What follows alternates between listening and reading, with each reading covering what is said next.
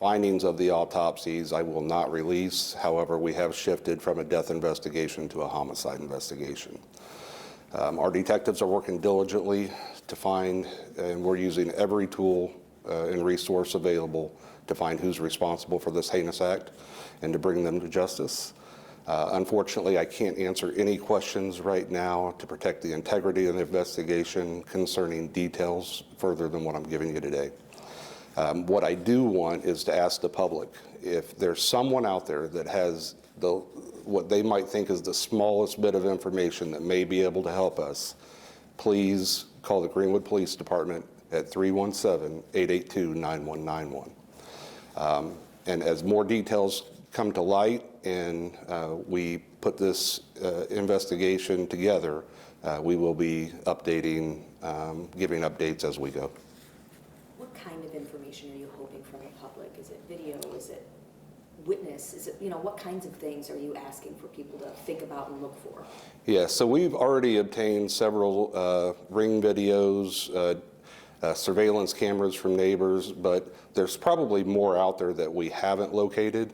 So if you live in that area and you can research the past week going back to probably the 28th of July, we would appreciate that, and anything that you might find suspicious, let us know. But also, just anyone, people talk. So, if anyone's heard anything, if anyone has any insight into who may be responsible for this, that's what we're looking for. This is a tough case. We're talking about a pregnant mom and a toddler. Yeah. How, I guess, on a professional and personal level, is this tough for your officers and for this community? Oh, absolutely. I mean, a homicide is, affects officers, whether it's an adult or a child, but a child is, it's so much harder on us because most of these officers have children of their own, and most of them, we've got a young department, so many of them have children that age. So we have already offered some mental health treatment and counseling for the officers that responded to that. And unfortunately, this is just part of our job. But I can tell you from almost a 30-year law enforcement career, it's the children that leave the lasting trauma to police officers.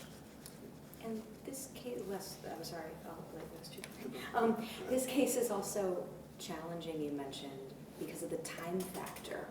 Right. How is that playing into the investigation and Yeah. how you're going about it? So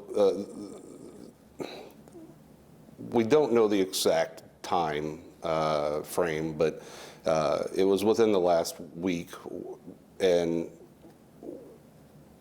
when you have that length of time, days, the decomposition was well underway, so it makes the investigation that much more difficult.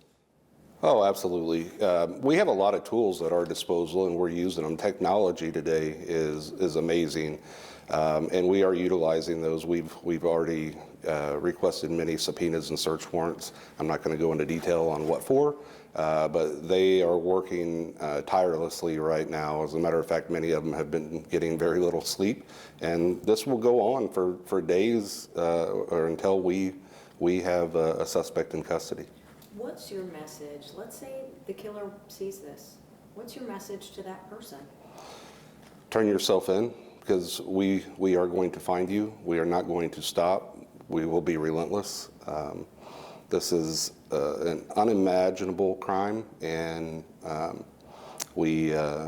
unfortunately it happened in our community, and the men and women of this department are affected by it, both emotionally and professionally. And the public has my word that we are putting every resource possible towards a conclusion to this. In the Delphi case, I use that because that was the most well-known case in our state. Police always reminded us that the killer was among the people, a community of 3,000. And it turned out that Richard Allen was working at the CVS just in town. Not speaking about the investigation, but people do talk. Is it possible the person is in the jurisdiction, or do you think this is an outside person? What is your thought about profiling who this could be? If you can go there at all, Chief. I can't, and anything that I would say would just be speculation at this point. Fair enough. Thank you, Chief. What about when we are talking timeline and you're asking people to look for Ring video and what they've heard and that kind of thing? Since you think they had been there, unfortunately, about a week, Right. like when should we be looking at our video, you know, during the day, during the night, a week prior? Is there a Right. time frame that people should really, because, you know, unfortunately, after a week, a lot of people's videos go away or whatever. What's that timeline that you want people to look for? Right. So obviously, I don't have a definitive timeline. I would say anywhere from July the 28th to August the 1st. Chief, one more time, what do you hope people, Jenny asked the question, what kinds of things, if anything, do you want people to report in? Is it something that they saw, something that they heard, any suspicious activity? You often tell people, if you see Right. something, say something. What is it you want people to say? Well, oftentimes we find that someone in a situation like this heard something that at the time, or saw something at the time that they thought was just insignificant. But when this type of story comes out, then they decide that it may be of help to us. So if you heard something, if you saw something that you think might be of help to us, we're just asking that you give us a call and let us know. You could also make an anonymous tip. We have a Police Connect website. It's just Google search Greenwood Police Department. It's on our webpage. You can make an anonymous tip.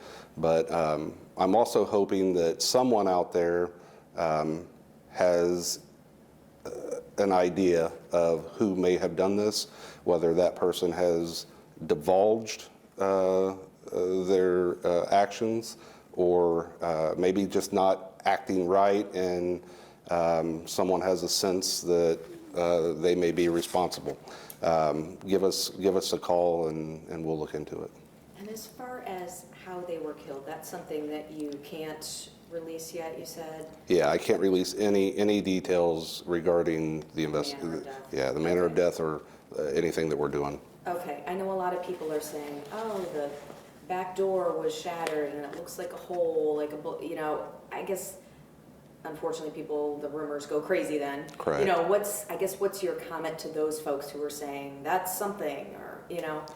Right. Is that just all part of it? I don't have a comment at this time. Okay. Like I said, I mean, my purpose is simply to keep the integrity intact in this investigation. Keith, unfortunately, families always can be considered suspect. Is the family cooperating with the investigation? Can you tell us anything about that? So far, yes. Everyone we have spoken to has been cooperative.